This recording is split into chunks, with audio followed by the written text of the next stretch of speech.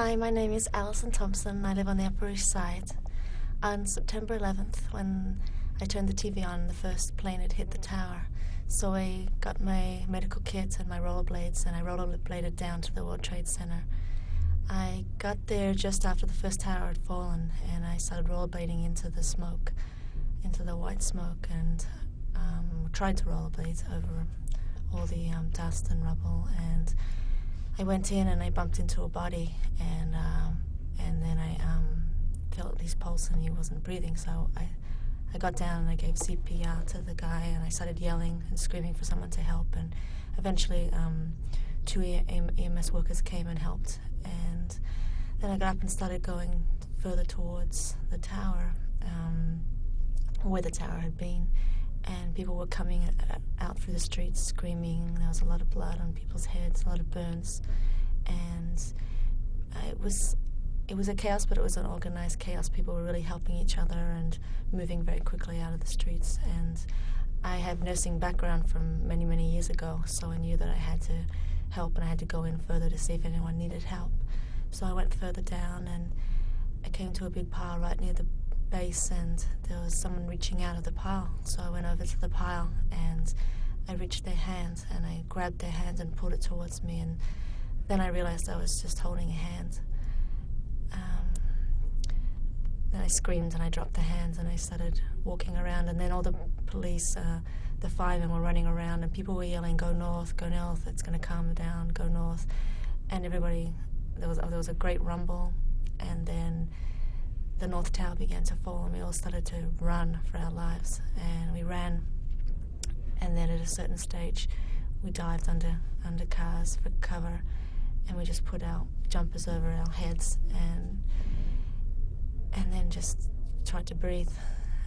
We waited for like about 10 minutes, and then the air started to clear, and I just started to get up and walk back in towards where the center had been. It was like a whiteout, like a snow whiteout. It was very, very quiet, and all you could hear were little beeps, these little beeping noises.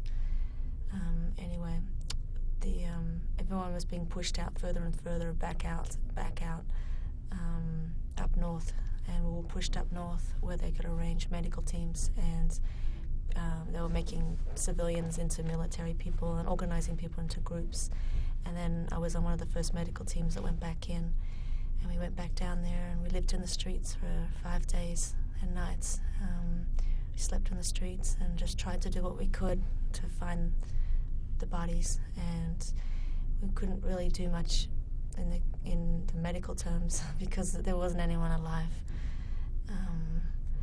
We filled the body bags, and we looked after the rescue workers, and I started a triage center in Firehouse 10, and over the course of the first 5 days, I just took my camera out every now and then, took some photos, and one of the main photos in the exhibition is a construction worker. They'd been digging, the ironworkers had been digging and digging for hours because we could hear someone underground tapping an SOS code that they were still alive. And so they were digging and digging and digging on our hole, but they couldn't find them. And that was about 5 hours into the digging. He was having a rest, and the iron worker was just leaning on a rock, and I took the photo of him with what was left of the World Trade Center behind him. We had to evacuate because another building was coming down, so we all fled, and we came back, and there was no more tapping from underground. That was just one of the stories. There's a lot of different stories about that week. A lot of bad stories which I don't want to tell you because then it's going to be in your head. It's going to be in your head too, and that wouldn't be fair. Anyway, that's all I really have to say, except that out of so much evilness and so much bad things that happened, so many good things happened, such hope, and it restored my faith in mankind. And what I want to say is that there really is hope for mankind, and I hope that this sort of thing doesn't happen again.